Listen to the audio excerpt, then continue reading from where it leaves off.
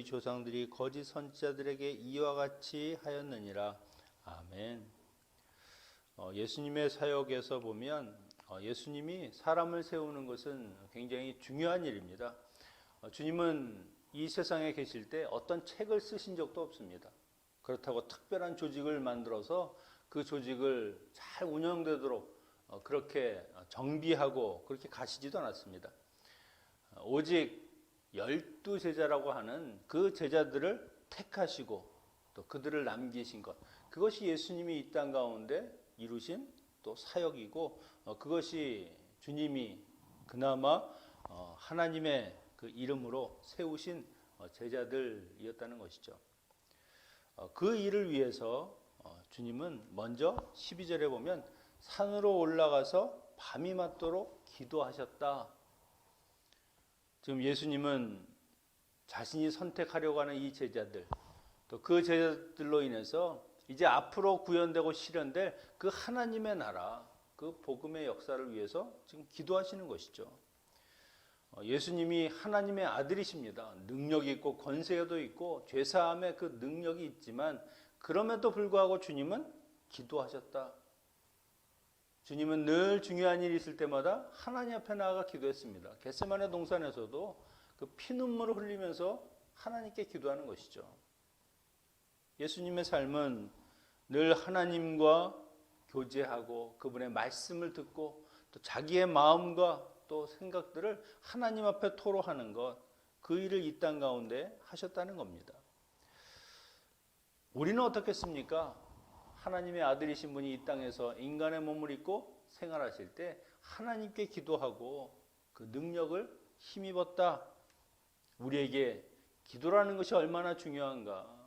기도가 없이는 이루어지는 일이 없다고 하신 그 말씀이 우리에게 그렇게 일깨워지는 것이죠. 기도함을 통해서. 그래서 우리는 어떤 일을 이미 내가 다 해놓고 하나님 그 일을 이루어 주십시오. 마치 하나님께서 뒷일을 마무리해 주시는 그런 해결사처럼 그렇게 할 것이 아니라 주님처럼 어떤 일을 결정하고 실행하기 전에 하나님 앞에 나아가 아버지, 제가 이런 일을 하려고 합니다. 이것이 정말 주님의 뜻이고 주님의 뜻 가운데 이루어지기를 원합니다. 그렇게 기도하는 것이 맞는 순서죠. 주님이 그렇게 밤이 맞도록 하나님 앞에 나아가 제자들을 세우기 전에 기도하였다는 것이 우리에게도 기도가 얼마나 중요한가 다시 한번 생각해 볼 수 있습니다. 주님이 기도를 마치고 나서 이제 제자들 중에 12명을 뽑아서 사도로 세우셨습니다.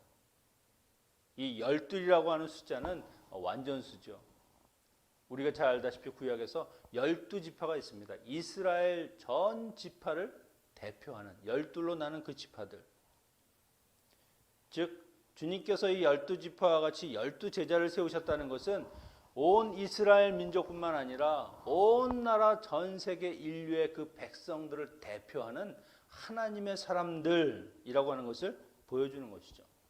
이 12사도가 결국 인류의 대표이면서 결국 그들을 통해서 하나님의 나라를 이루어 가신다 하는 것을 보여주시는 것입니다. 거기 사도, 아포스톨로스, 이것은 보냄받은 자, 대리자, 예수님의 그 사역을 대리하는 권한을 주시고 그들을 보내시는 것이죠. 택하여 주셨다고 하는 것을 보면은요, 예수님께서 주권적으로 이 제자들을 세웠다는 것을 볼 수 있습니다. 주님이 그 사람들을 보고 그 사람들에게서 어떤 능력이나 그 자질을 보고 뽑은 것이 아니라 주님이 임의대로, 주님이 원하신 대로 뽑으셨다는 것이죠. 요한복음 15장 16절에 보면 너희가 나를 택한 것이 아니라 내가 너희를 택하여 세웠다. 우리가 하나님을 믿는 것, 우리가 하나님을 믿은 것 같고 우리가 하나님을 선택한 것 같은데 그것이 아니라 주님이 먼저 나를 택하시고 주님이 불러주셨기 때문에 우리가 하나님의 자녀가 되는 것이고 그리스도를 믿는 주의 백성이 되게 되는 겁니다. 그 주권이 하나님에게 있다는 것을 분명하게 말씀하고 계시는 것이죠. 이 12지파를 보면 그 특별한 사람이 없다는 것이 특징입니다. 어부고 또한 세리, 사람들의 손가락질 받는 그런 사람이고 또한 다양한 기질을 가진 사람들이 섞여 있습니다. 뭐 이들이 그 무리 중에서 예수님의 제자들 중에서 특별한 것이 있어서 그것을 골라서 뽑으신 것이 아니라는 것이죠. 오죽하면 나중에 예수님을 팔자인 가룟 유다도 그 안에 있다라는 것을 공개적으로 이야기하고 있습니다. 한 가지 이들이 가진 특징이 있다고 하면 예수님께 자발적으로 순종하고자 하는 그런 마음이 있었던 사람이라는 것, 그것 하나 정도를 우리가 꼽을 수 있을 것입니다. 내가 주님의 택함을 받은 것, 나에게서 무엇이 있어서 내가 뭐 잘나고 뛰어난 점이 있어서가 아니라 오직 주님의 은혜라고 하는 것이죠. 주님이 보시기에 내가 선택하지 않으면 저 사람이 과연 무엇이 될까 하는 그런 궁휼함, 그런 연약함을 보시고 오히려 우리를 뽑으시고 하나님의 자녀 삼으셨다는 것이죠. 예수님의 제자들을 보나 우리의 삶을 보나 주님이 아니면, 주님의 은혜가 아니면 우리는 아무것도 아닌 존재라고 하는 것을 생각해 볼 수 있습니다. 그리고 이제 제자들과 함께 예수님이 사역을 하시는데 17절 19절에 보면 병자들을 고치는 그 일을 하십니다. 예수님의 말씀을 듣고 예수님이 행하신 이적을 듣고 수많은 지역에서 많은 사람들이 예수님께 몰려왔습니다. 뭐 그들은 얼마나 갈급함이 있겠습니까? 질병이 있는 사람도 있고 또 여러 가지 어려움을 겪고 있는 사람들이 주님께 나와서 그 눌리고 갇히고 얽매인 그것으로부터 자유함을 얻고자 그렇게 나왔죠. 뭐 어떤 사람들은 그 옷만이라도 만지면 내가 낫지 않을까? 주님은 그들을 그냥 긍휼과 자비와 사랑의 눈길로 대하시는 겁니다. 그래서 어떻게 하든지 옷을 만지는 사람이라도 그들이 질병으로부터 해방될 수 있도록 은혜를 베푸시는 거죠. 결국 우리를 죄와 사망에서 구할 수 있는 분은 누구냐? 예수 그리스도밖에 없다는 겁니다. 그분의 능력으로 말미암아 그분이 우리를 도우시고 그분이 우리에게 손을 대시거나 그분에게 우리의 손이 닿든지 예수 그리스도와 뭔가 교점이 있고 접촉점이 있을 때 질병도 고통도 죄악도 다 사라지게 되는 것입니다. 이렇게 제자들과 사역을 하시고 20절 이하에서는 이제 제자들에게 가르침을 주시는데 이것은 마태복음에 있는 산상수훈과 비슷한 내용입니다. 다만 거기에서는 팔복이지만 여기에서는 네 가지 복과 네 가지 화를 이야기하시죠. 이 이야기는 하늘 시민의 길, 하나님의 백성들이 가져야 할 가치관이 무엇이냐 하는 것을 말씀하시는 겁니다. 이 세상의 것들과는 다른 오직 하나님의 성도들이 가져야 할 그 마음, 그들의 상태를 말씀하시는 것이죠. 그 천국 복음의 중심은 바로 복이라고 하는 겁니다. 이 복은 세상 차원에서 말하는 그런 복이 아닙니다. 소유하고 누리고 물질적인 것, 그것을 가졌다, 그것을 많이 소유했다, 그것이 복이 아니라는 것을 강조합니다. 여기에서 복은 인간의 인격과 내면적인 부분에서 일어나는, 즉 하나님과 관계를 맺어가는 데서 생기는 그런 축복들, 그런 은혜를 말씀하시는 것이죠. 세상 사람들, 하나님을 믿지 않는 사람들은 전혀 누릴 수 없는, 전혀 그렇게 생각할 수 없는 복을 말씀하는 겁니다. 그래서 첫 번째 복은 가난한 자는 복이 있나니 하나님의 나라가 너희의 것이다. 마태는 여기 가난한 자 앞에 심령이 가난한 자라는 말을 썼습니다. 뭐 하나는 심령이고 하나는 물질적으로 가난하다라고 이야기할 수 있을지 모르지만 이 표현은 결국 같은 겁니다. 물질적으로 가난하든 영적으로 가난하든 그 가난의 문제는 하늘의 복으로만 해결될 수 있다는 것이죠. 예수님을 필요로 하는 존재, 세상에서 가난한 자가 복이 있다고 말하면 아마 아무도 믿지 않을 겁니다. 뭐 그런 말이 있어? 그게 무슨 복이야? 그래서 하늘나라의 복음은 역설이죠. 패러독스, 그러나 진리라고 하는 겁니다. 가난한 자들만이 가지는 축복이 있다. 그것이 무엇이냐? 그런 사람들은 그 갈급함, 그 아픔과 고통 때문에 주님께 나온다는 것이죠. 하나님 앞에 나아간다는 겁니다. 하나님, 이 심령이 가난한 이 가난함을 어떻게 해결할 수 있겠습니까? 하나님, 제가 삶이 이렇게 빈곤하고 어렵고 힘든데 뭔가 해결책이 있겠습니까? 오직 하나님이 아니면 도울 수 없는 그런 마음, 그런 삶이 가난한 자의 삶이라고 하는 겁니다. 결국 예수님 앞에 나온 사람들은 부유한 사람이나 권세자들이 아니었습니다. 대부분 가난하고 연약한 사람들, 그런 사람들이 예수님을 찾더라는 것이죠. 이들이 복된 이유가 결국 무엇을 먹을까, 무엇을 마실까, 무엇을 입을까 의식주에 연연하는 것이 아니라 자기의 부족함을 알기 때문에 하나님의 인도하심, 하나님의 도우심을 구한다는 것, 하나님이 없이는 내가 도저히 살 수가 없습니다라고 고백하는 그 고백이, 그것을 통해서 하나님을 만나는 것, 하나님을 의지하는 것이 복이라는 겁니다. 그들이 하나님의 나라를 소유한다. 하나님의 나라가 그들의 것이다. 이것은 이미 하나님이 다스리는, 하나님이 통치하시는 그 나라의 백성이 되는 것이죠. 왜? 하나님을 의지하니까. 그들의 삶에 하나님의 다스림과 하나님의 통치가 시작되는 겁니다. 그 말씀에 복종하고 순종하는 삶. 줄인 자는 복이 있다. 배부름을 얻을 것이다. 마태복음에서는 의에 줄이고 목마른 자라고 표현했습니다. 이 영적인 것에 항상 줄여 있는 사람들, 하나님의 자비와 죄 용서를 구하고 하나님의 뜻이 무엇인지를 그 찾는 사람들이라고 하는 것이죠. 그 줄인 것을 누가 채울 수 있느냐? 하나님이 채우실 수 있다. 육체적인 줄임이나 영적인 줄임, 그 모든 것을 해결하시는 것은 오직 예수 그리스도시라는 것이죠. 특별히 영적인 갈급함은 이 세상에서 채울 수 없는 겁니다.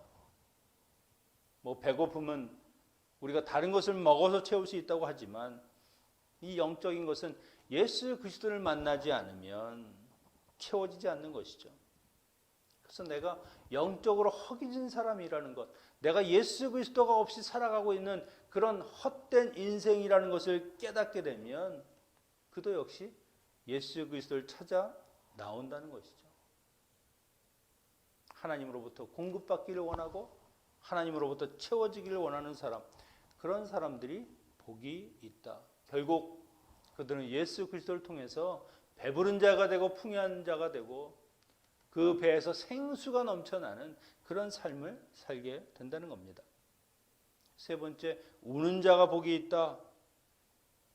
그들은 웃을 것이다. 마태는 애통하는 자라고 표현했습니다. 이것은 억울해서 우는 울음이 아니죠. 인간 스스로 내가 의의를 세울 수 없고 내가 내 죄의 문제도 해결할 수 없는 이 애통함, 그래서 울을 수밖에 없는 그런 사람들이 바로 이 우는 자라고 하는 겁니다. 결국 그 우는 사람의 눈물을 닦아줄 수 있는 분이 누구십니까? 바로 위로자 되시는 예수 그리스도시죠. 예수 그리스도가 그들과 동행하시고 그들의 삶에 함께 하실 때 거기에 기쁨이 있고, 그리고 그 기쁨이 이들의 눈물을 다 닦아주고 그들의 삶에 웃음을 주게 한다는 겁니다. 네 번째 복은 인자를 위하여 사람들이 너희를 미워하며 멀리하고 욕하고 너의 이름을 악하다여 버릴 때에 너희에게 복이 있다. 그리스도의 제자들이 앞으로 너희는 어떻게 살아가야 할 것인가? 세상에서 조롱받고 미움받고 그렇게 버림받는 삶을 살게 될 것이다. 그럼에도 그것이 너희에게 복이다. 초대교회에서 얼마나 많은 핍박과 박해가 있었습니까? 사람들의 경멸과 그 조소, 투옥되기도 하고 재판을 받기도 하고 때로는 사형에 이르기까지 그렇게 힘들고 고단한 삶이 그들에게 놓여 있었습니다. 하지만 그것이 다 헛된 일이 아니라는 것이죠. 하늘에서 너희가 받을 상이 크다. 하나님께서 그 모든 아픔과 고통을 다 기억하시고 다 일일이 세워놓고 그리고 셈해 주신다는 겁니다. 그들이 받을 큰 상은 무엇입니까? 하늘에서 받을 큰 상. 하나님이 그들을 영접하시고 하나님의 나라에 함께 동행하게 하시고 그 천국 잔치에 참여하는 그것이 바로 그들이 받을 큰 상이라고 하는 겁니다. 세상 사람들이 보기에는 그냥 불쌍한 사람들, 하나님을 믿음으로 많은 것을 잃어버린 사람들, 그러나 예수님께서는 그들을 진정으로 행복한 사람이라고 인정하시는 것이죠. 그들에게는 영원한 안식이 있고 영원한 생명이 있고 영원한 나라, 영원하신 그 하나님이 함께 하시기 때문입니다. 예수님을 위해서, 하나님의 나라를 위해서 적은 것을 잃는 대신에 더 좋은 것, 더 많은 것, 더 풍성한 것으로 그들의 삶은 이전보다 훨씬 더 부유한 삶을 살게 된다는 것이죠. 그래서 여러분, 우리가 세상 가운데 힘들고 어려운 일들, 도저히 이해 안 되는 일들을 만난다고 할지라도 그것이 바로 예수님을 믿는 사람들의 복이라고 생각해 보십시오. 비록 이 세상의 삶은 그럴지 모르지만 나중에 장차 우리가 하나님의 나라에서 받을 상은 어마어마하다는 겁니다. 눈앞에 보이는 당장에 내게 그냥 이렇게 써먹을 수 있는 그런 것들이 아니라 눈에는 보이지 않지만 하나님이 나중에 베풀어 주실 그 영원한 나라를 우리가 생각할 때 오늘의 고난과 어려움도 능히 참을 수 있다는 것이죠. 24절 이하에서 보면 이와는 반대로 화에 대해서 이야기합니다. 배부른 자는 화가 있다. 배부른 자는 무엇입니까? 가난한 자, 줄인 자의 반대말이죠. 하나님의 도우심을 필요로 느끼지 못하고 영혼의 굶주림도 느끼지 못하고 오히려 재물을 사모하고 재물을 사랑하고 육체적 쾌락과 만족을 누리는 사람들, 그들이 바로 배부른 자라는 겁니다. 웃는 자여 너희가 애통하여 울리로다. 웃는 자, 역시 세상 속에서 쾌락을 추구하는 사람들, 일시적이고 자극적이고 그런 만족을 가지고 그냥 기뻐하는 사람들이라고 하는 겁니다. 그들이 받을 대가는 하나님의 심판 앞에서 눈물을 흘리며 영원한 불지옥에 빠지는 그런 삶을 살게 되는 것이죠.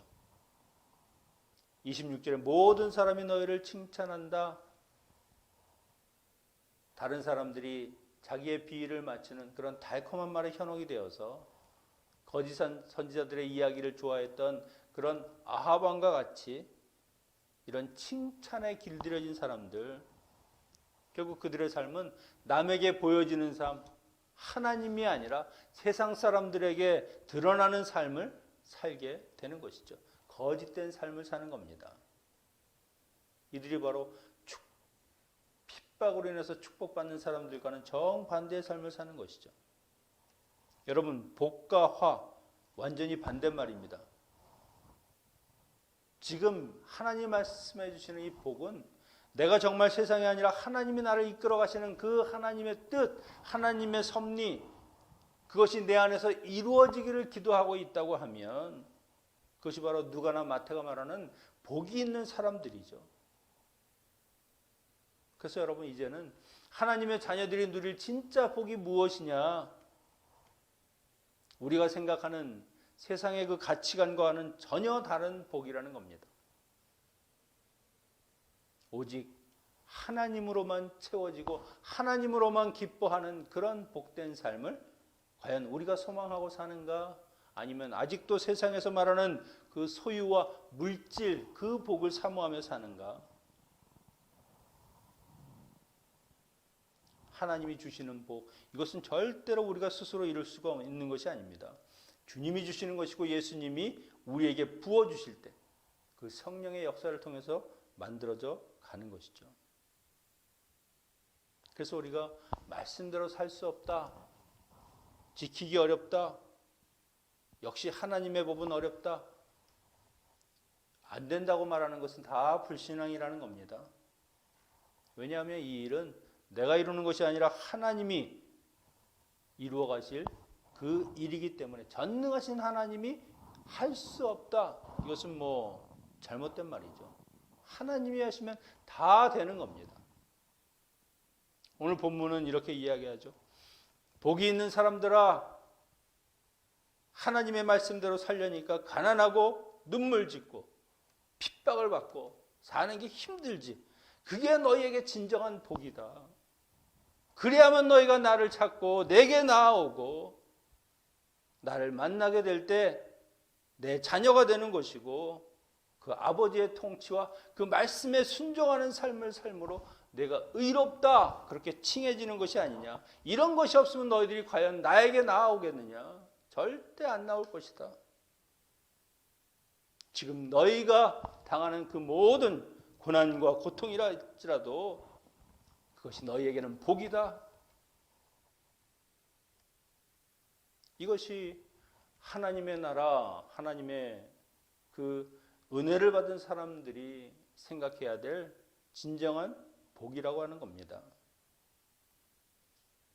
오늘 우리의 삶을 통해서 어떤 환경과 여건에 있다 할지라도 오직 하나님께 나아가고 예수 그리스도께 우리가 더욱 가까이 갈 수 있다고 하면 그것이 우리에게는 진정한 하나님이 주시는 참된 복이다 하는 것을 여러분 믿으시고요. 오늘 우리의 삶에서 하나님이 주시는 이 복을 외면할 것이 아니라 내 삶으로 받아들이는 우리 모든 성도님들이 다 되시기를 축원합니다. 기도하겠습니다. 아버지 하나님, 우리에게는 생소하지만 진정으로 하늘나라의 그 복이 우리의 삶 가운데 임하기를 원합니다.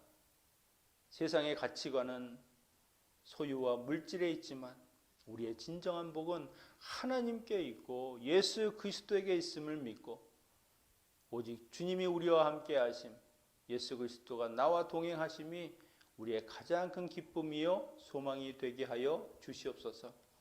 오늘 하루를 살아갈 때도 주님이 내게 주시는 이 복들을 다시금 세어볼 수 있는 저희들 되게 하여 주시옵소서. 예수님의 이름으로 기도하옵나이다. 아멘. 주기도문으로 마치겠습니다. 하늘에 계신 우리 아버지여, 이름이 거룩히 여김을 받으시옵소서.